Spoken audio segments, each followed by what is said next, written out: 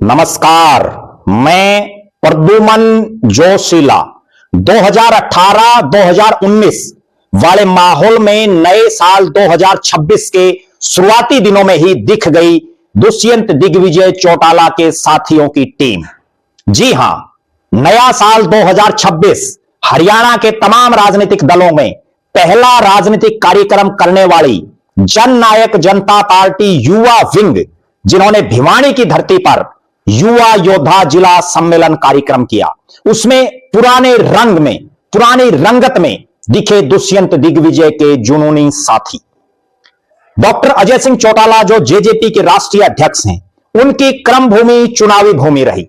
भिवानी में साल 2026 नए साल के 3 जनवरी के दिन, यानी साल के पहले ही सप्ताह के शुरुआती दौर में जेजेपी की युवा विंग ने एक कार्यक्रम किया और इस कार्यक्रम की सबसे खास बात देखने को मिली, कड़ाके की ठंड, नए साल का आगमन और जेजेपी के जुनूनी साथियों के मुंह से केवल 2 शब्द आया आया सीएम आया गूंज रहे।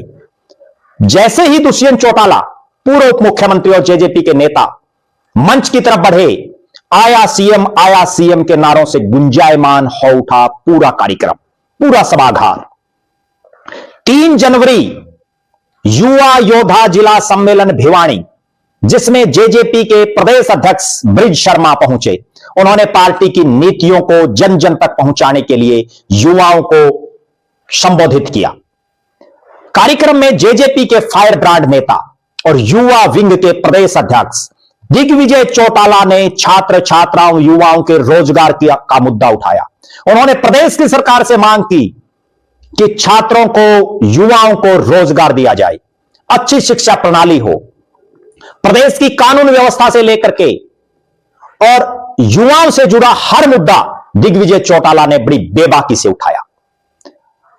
दुष्यंत चौटाला बोलने लगे तब भी आया सीएम के उसी तरह के नारों से युवाओं ने उनका स्वागत किया, जैसा 2018 और 2019 के दौर में होता था।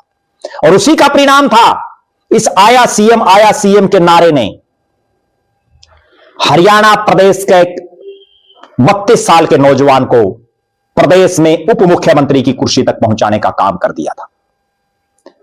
दुष्यंत चौटाला ने भी अपने भाषण में युवाओं के मुद्दे उठाए और उन्होंने अपने कार्यकाल में युवाओं के लिए जो जो काम करवाए उनका बखान भी किया।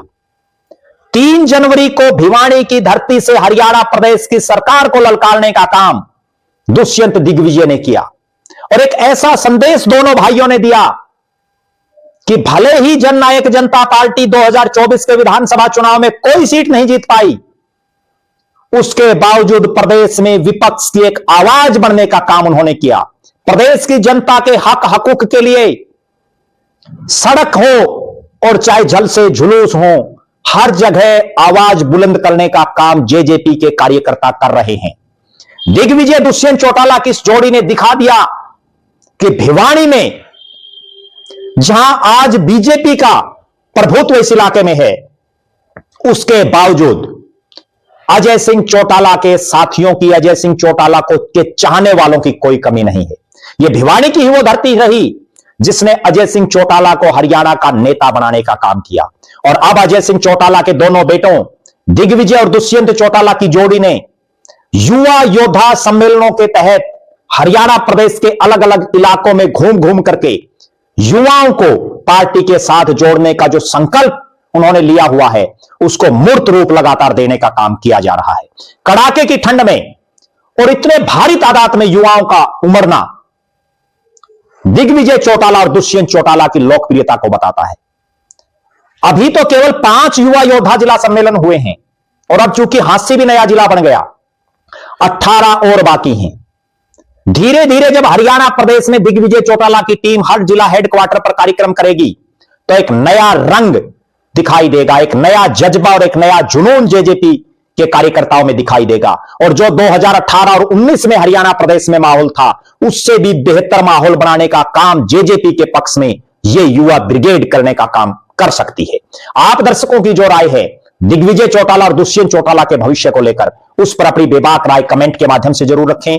जेजेपी को लेकर के आपका क्या मानना है, अपनी राय जरूर रखें। बहुत बहुत धन्यवाद। आपका अपना प्रद्युमन जोशी।